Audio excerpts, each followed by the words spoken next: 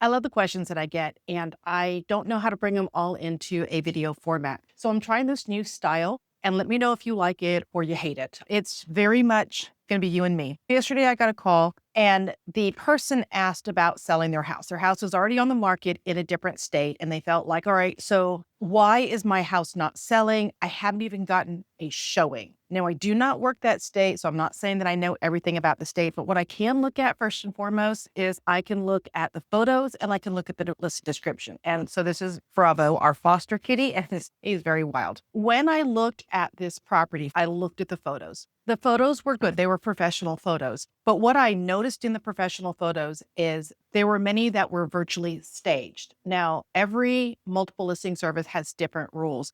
And some of them are if you have a virtually staged photo, you are allowed to show that photo, but right behind it, you also have to show the photo of what the room or the space really looks like. Now, in this particular property, it is in the north. And so when the photos were taken, it was in the winter and the front lawn and the landscaping is dead. Now, it is July. They could have planted plants into that front area now and have reshot that photo so that it would have just been a nicer front photo. But because they didn't, they still had the virtually staged photo in there. So the first photo is the virtually staged photo of nice landscaping.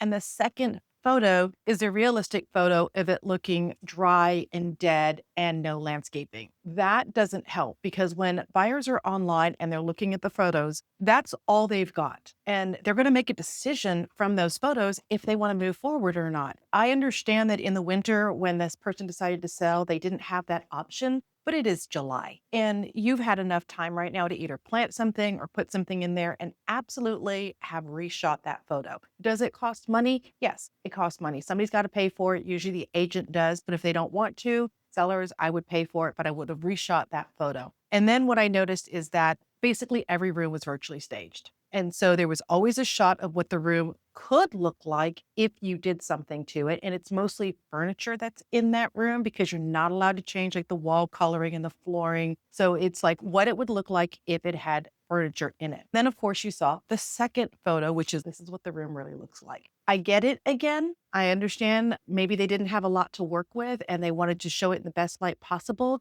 But from a buyer's perspective, it looks disjointed. You're seeing pretty photo. What's this other photo? Pretty photo. What's this other photo? And I would, even for me, and I know how to do this, I'm like, I'm really not following this until I realize, oh, every other photo is virtually staged. Now, personally, and this is my personal opinion, I don't enjoy virtually staged photos. I feel like it's catfishing. I feel I'm falling in love with what this house could look like. And then once myself and I bring a buyer in, they're on their phone and they're looking at the photo and they're looking at the room and they're looking at the photo and they're looking at the room and they're like, this doesn't match up. This doesn't even begin to look like what it could be. And this furniture, there is no way it is going to fit in this space because it's made to look absolutely gorgeous online. And you're looking at it and you're like, this photo has a pool table, a love seat, a huge sectional couch, large pieces of furniture, and this is a 12 by 12 room. Buyers get upset. They get upset because the expectations do not match up. So I get why some people do it. Personally, I'm not a fan,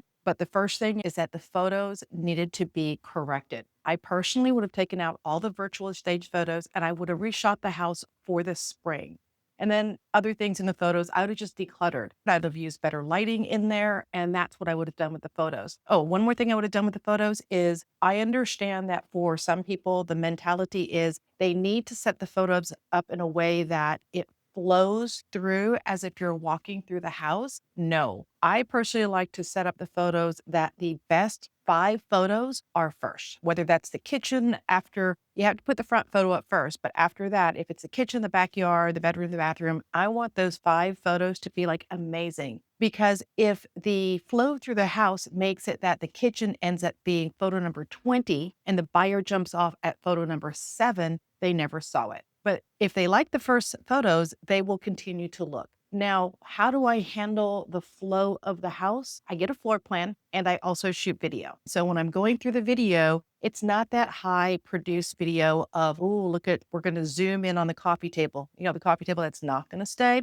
No, the video is very boring. We're walking in the front. If there's something to showcase on there, and let's say it's got huge, tall ceilings, I will look up and showcase the chandelier or the ceilings. I will walk through the house and talk about the flooring, the kitchen, if the cabinets and drawers are soft, what the material makeup of these items are, so that they can really get a feel for the house. And I do that through video. That can help them understand the flow at that point. So the next thing after this that I looked at is a description I feel, my opinion, should be written for the person who is going to want to move into that house. I always take into account, why did the seller buy that house? Because that's probably who the buyer is going to be. Now, this house was a multiple story house. So this house is not going to be good for somebody who has knee injuries or back problems and is not going to be able to navigate those stairs. So that's not who I would have written this for. Also, you've got to remember that some of your personality types, when they see a description that is that long, they're not reading it. They want the information at the very beginning of the description.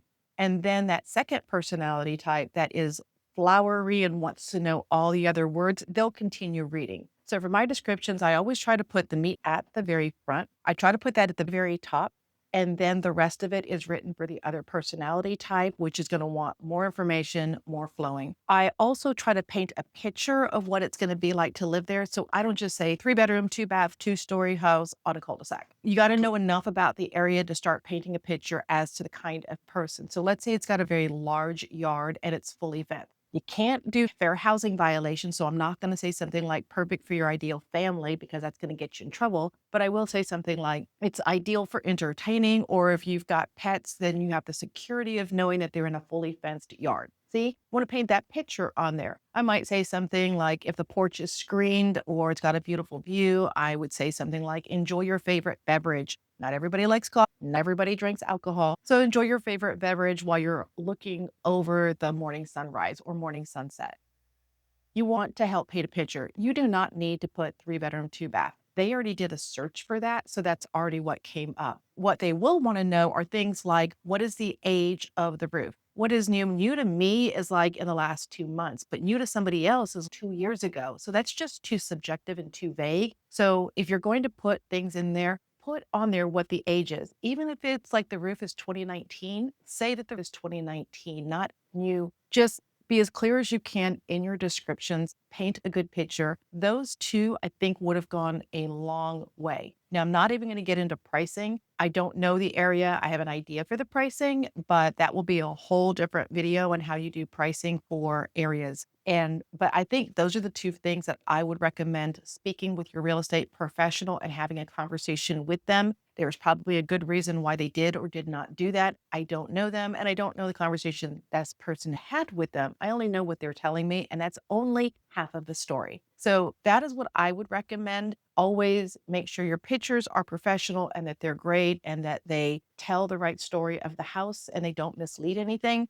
And then make sure that your description matches who the buyer is going to be. And sellers, I will tell you, look at your listing. I am amazed at how many people do not look at their listing once it's on the market. They think, you know what, my agent took care of it. No, I absolutely make all of my sellers look at the listing, and they actually have to sign off that they looked at the listing and the description and that we are on the same page and that there's nothing that I made a mistake on, just in case I don't want to go and say it was gas when it was electric. And I wouldn't do that, but that's just the poorest example I can give you right now. So that is my two thoughts on the call that I got from this individual that was out of state and wondering why 0 people have contacted him. So I'm curious to hear, and I will update you if he lets me know how it goes when he changes the photos and they change the description. Thanks. See you in the next one.